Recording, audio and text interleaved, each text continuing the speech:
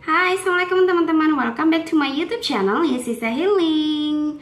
Kali ini aku mau share ke teman-teman tentang proses kelahiran anak aku yang kedua. Jadi aku udah bikin catatan di sini supaya nggak ada yang miss dan lebih detail ceritanya. 16 Maret 2024 sekitar pukul 8 pagi aku tuh kontrol ke dokter kandungan. Saat itu usia kandungan aku 38 ke 39 weeks. Saat di USG everything is good, kepala bayi juga makin turun daripada kontrol sebelumnya. Akhirnya dokter ngecek pembukaan dan ternyata rahim aku sudah lunak tapi masih tebel dan juga belum ada pembukaan sama sekali. Akhirnya dokter ngeresepin aku dua, yang satu adalah vitamin, yang kedua adalah obat racikan untuk melunakkan rahim. Jadi yang tadi udah lunak makin lunak, niatnya kayak gitu, dan disuruhlah aku minum jam 3 sore. Aku pulang sampai rumah pukul 10 pagi dan itu aku masih biasa aja, masih bisa ngerawat anak aku yang pertama yang lagi sakit. Sampai sekitar pukul 11 aku baru bisa rebahan. Nah, saat rebahan ternyata perut aku tuh kram, kayak kenceng gitu. Aku mikirnya adalah mungkin aku kecapean karena dari perjalanan juga. Akhirnya aku memutuskan untuk tidur, teman-teman. Dan aku ingat saat tidur itu aku nggak bisa benar-benar menikmati tidur aku. Aku ngeringi karena kesakitan di perut bagian bawah. Bangunlah aku sekitar pukul 13.00, ada sensasi pingin pipis. Akhirnya aku ke kamar mandi, tapi kok aneh, kok ada rasa brul gitu saat aku pipis. Aku lihat ke bawah, ternyata itu adalah darah yang ngalir, sama seperti deres-deresnya menstruasi. Panik dong, udah keluar darah, apalagi sakitnya yang aku inget itu adalah sakit seperti saat aku mau keguguran di kehamilan yang kedua. Jadi ini anak aku yang kedua, kehamilan yang ketiga. Lalu aku ke kamar lagi, aku lihat di kasur aku ternyata ada bercak darah yang panjang banget, sepanjang aku melorot dari kasur dan beranjak ke lantai itu. Nah, karena panik akhirnya kita langsung balik ke rumah sakit. Sampai di rumah sakit pukul 14.30. Selama perjalanan aku lihat kontraksi itu emang datang dan sekitar 18 menit sekali. Saat di rumah sakit diceklah sama tenaga medisnya, ternyata belum ada pembukaan sama sekali dan ketubanku masih utuh. Dan lucunya saat di sana ketika ada bidannya itu malah nggak ada kontraksi datang, teman-teman. Santai aja kayak gitu. Hai mami, lagi apa? Apa itu? Aduh, potong.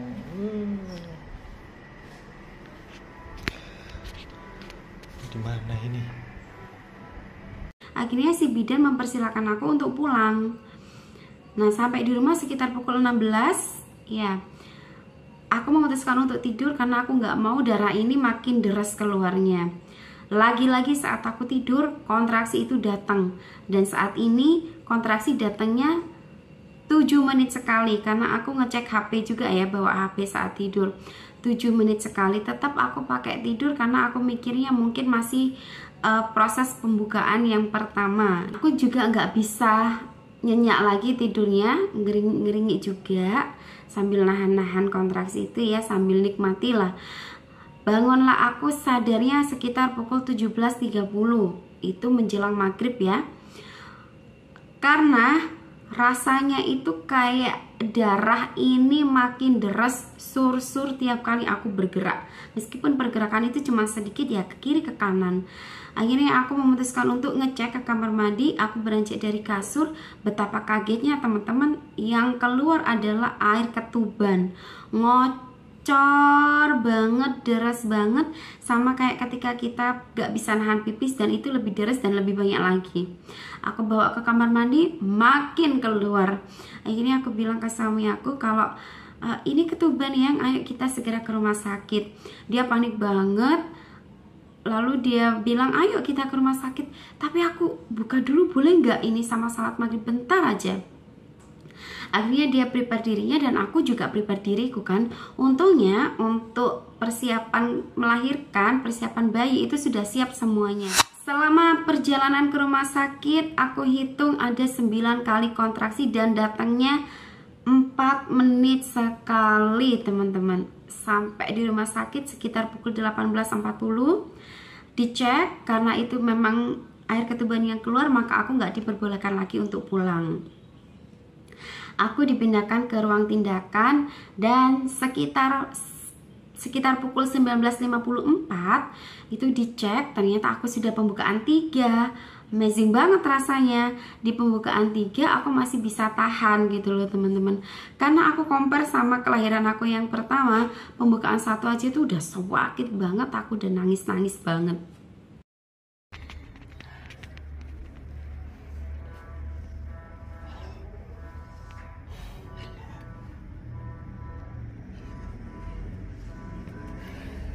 Dari pembukaan 3 itu tiba-tiba kontraksi yang datang itu derajatnya itu makin naik dan sudah bukan 4 menit sekali tapi 2-3 menit sekali.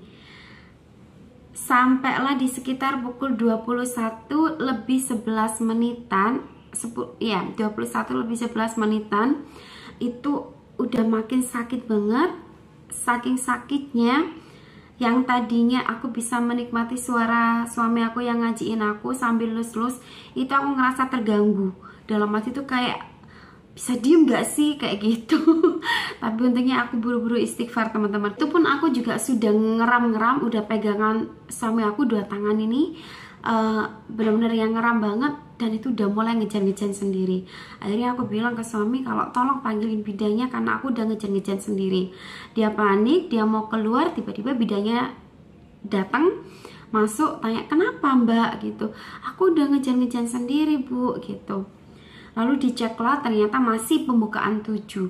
Dalam hati, masih 3 pembukaan lagi tapi kok sakitnya udah sakit banget, mana tiap 2 menit sekali. Bayangin teman-teman, tiap 2 menit kita cuma dikasih jeda sedikit buat bernafas lega tanpa rasa sakit gitu.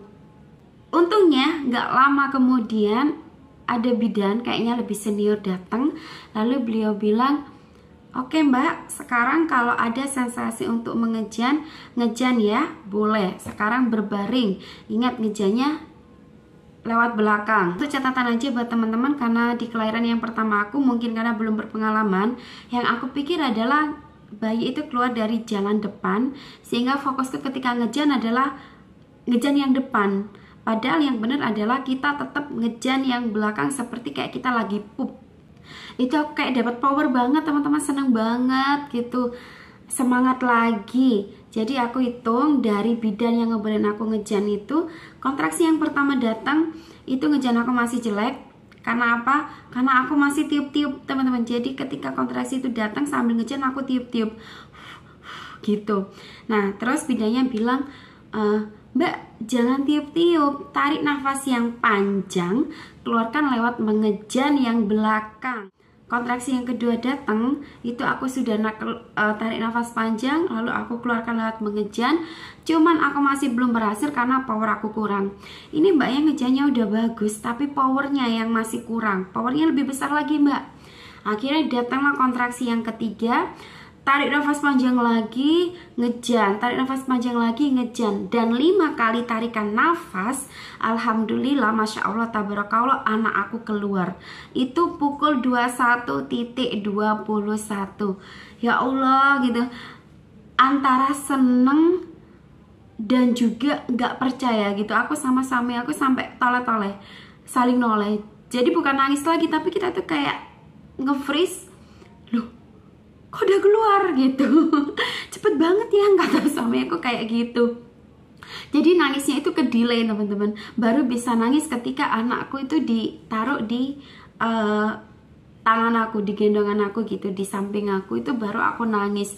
Karena kayak baru sadar, ya Allah, anakku udah lahir gitu, bener-bener yang udah di samping aku dengan waktu yang secepat itu. Bayinya sudah saya kasih gelang, gelangnya atas nama ibunya, nggih. Iya. Soalnya kan belum ada namanya.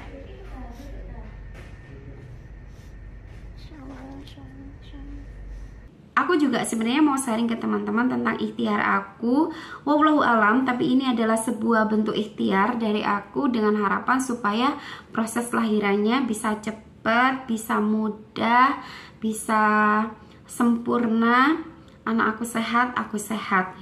Jadi selama aku hamil itu aku mengamalkan zikir la ilaha illa anta subhanaka inni kuntum minadz zalimin dalam aktivitas apapun ya. Seingat kita zikir gitu. Dan juga sholawat Nabi, sering-sering sholawat Nabi, Allahumma sholli ala sayyidina Muhammad wa ala ali sayyidina Muhammad, atau sholawat Nabi dalam bentuk apapun. Dan juga istighfar teman-teman. Jadi apalagi saat kontraksi itu datang, itu aku lus perut aku sambil zikir la ilaha illa anta subhanaka inni kuntu minadz zalimin, sambil bilang iya nak, bagus nak, iya nak, ayo nak, kita berjuang bareng, kita akan ketemu bareng, kayak gitu teman-teman. Jadi enggak yang ngeram-ngeram banget, enggak yang kayak ngerasa tersiksa banget, tapi lebih dinikmati rasa sakit kontraksi itu ya sebelum pembukaan 7 itu sih. Karena saat sudah pembukaan 7 itu udah mulai nggak tahan banget gitu, sampai zikir aja susah. Jadi nggak bisa zikir panjang-panjang lagi atau istighfar lagi, tapi lebih ke nyebut nama Allah, ya Allah, ya Allah, ya Allah, kayak gitu.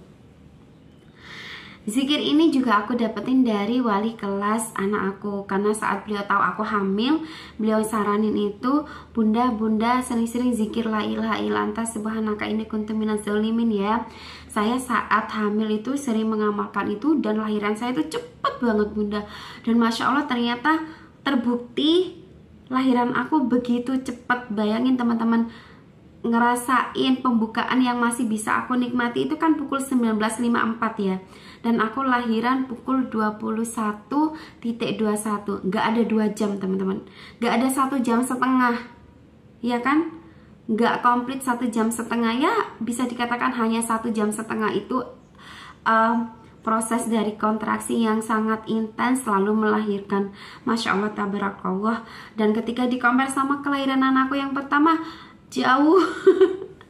Dulu kontraksi udah sakit banget, udah nangis-nangis dari jam 12 malam, anak aku baru lahir jam 12 siang, dan itu pun udah subhanallah gimana hampir nyerahnya, gimana aku teriak-teriaknya, gimana aku udah kayak yang sakaratul maut saat itu. Itu sharing dari aku teman-teman tentang proses kelahiran anakku yang kedua, dan semoga bisa memberi semangat buat para bumil nih, apalagi para bumil yang mendekati HPL. Aku doain semoga nanti proses lahirannya lancar, selamat, sehat anak dan juga ibu.